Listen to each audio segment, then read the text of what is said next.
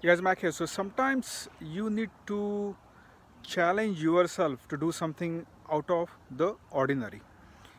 And what I mean by that is today, right? Great weather outside, 74 degrees, 75 degrees. I collected all the dead leaves that were lingering around, that were accumulated for last couple of months as a part of weather change, wind and whatnot.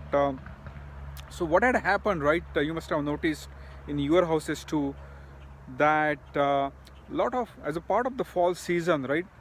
Leaves come down and then they get accumulated in the various crevices and the corners outside your house. So maybe there might be a space between your fence and your outside wall, or there could be a space in between your outside air conditioning unit and the fence and the exterior of your house. So there are like at least 4 or 5 places in my house outside where I had found there were like tons and tons of dead leaves got accumulated. And today I put the pedal to the metal and completely kind of collected that. I had about like 4 or 5 garbage bags, big black garbage bags full of dead leaves, right? And in the event, right, I ended up saving about $200. And what I mean by that is I had reached out to one of our handyman, and he said that yes, I can do that, but you have to pay me $200. And then I wondered for a while, like, why do I have to pay $200? There is nothing wrong if he's asking that, because there is a lot of labor involved in there. $200 is nevertheless a lot of money if you think about it, right? From one angle, um, from the other angle, $200 is really not a whole lot of money, right? Because if you repurpose that time to do something something creative, something useful, then you can perhaps get a good ROI, right? And that was the dilemma that I was in, and I said, no, I'm going to do it by myself, right? And I was outside about like 3 or 4 hours. I practically wore the gloves and then collected with my hands all those leaves and everything, right? So there are a couple of points that came into my mind as a part of this yard work, outside yard work that I was doing, right? In the entrepreneurship circles, right, there is a big speed argument, right? And the idea here is that there were two ideas behind that argument, right? The first idea is that if you act fast and if something doesn't go right, right, you can always revert back. So that's one side of that speed argument. The another side is that many a times as entrepreneurs, right, we keep on holding off on certain things, right? Maybe it is like launching your podcast, revamping your website, or creating a new website, or getting like new business cards done, right? You name it, right? Launching your sales funnel, or launching your first Google campaign or Facebook ad, right? The list goes on and on, right? And the idea with the speed argument is that taking an imperfect action is lot more better than not taking any action at all. And many a times as entrepreneurs, we have a tendency to remain as a part of in the idle mode or inaction mode, right? And that was one idea that was floating into my mind, right? Because we are so attuned to that, right? And I said, hey, why do I have to do that task by myself, right? Maybe I should just hand off that $200 and get that activity done. That way I can focus on one thing, right? But at the same time, right, while this idea has some merit behind that, right, at the same time, as I started my video, right, you sometimes need to learn to do something out of the ordinary, right? You need to shatter those monotonous patterns that are going on into your brain, into your daily routine and whatnot, right? So that was one of the reasons why I decided to roll up my sleeves. I wanted to break the pattern. Weather was great outside, about 75 degrees and whatnot, right? Gorgeous weather. I cannot ask for something more than that, right?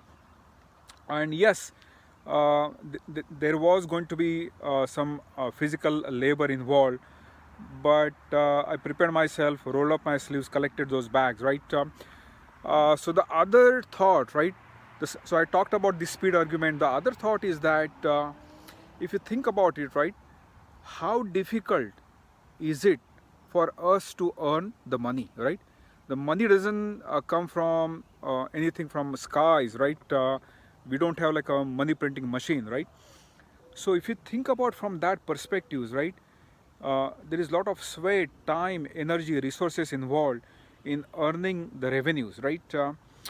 And So earning the money, earning the revenues is certainly a skill. At the same time, maybe even more important than that, right? Once you earn a dollar, right, how do you retain that dollar? How do you sustain? How do you keep that those money that you are earning, right? That is even more important. That requires yet another skill set, right? So $200 is a lot of money from the other angle, right? From one angle, if you go with the speed argument, yes, maybe you can do more constructive things within that 3 or 4 hour thing and get even more ROI, right? The other idea about why I decided to do this, because uh, earning money is not a joke. It does require a lot of talent, lot of energy, and it does require even more skill set to retain that dollar, right? And of course, I wanted to break the pattern, right? And The idea here is that you need to keep in mind that at the end of the day, it is up to you what is right, what is wrong, right? But many a times you will invariably find that the more you try to get away from your day-to-day pattern, right, the more it allows your brain to become much more aligned with what you are trying to do, right? I hope it making sense, right? So many a times if you stay constrained within your 9 to 5 or 9 to 9 with the same work environment, same desk and whatnot, right, your brain is kind of attuned to that, right? But if you break that pattern, right, your brain is going to get much more creative, much more stimulating, and you will come up with lot many great ideas that is going to help you out even earn more money. So that's exactly what happened with me today. So as I was spending like 3 or 4 hours outside, there were so many other creative ideas popped up into my mind. I jotted it down now.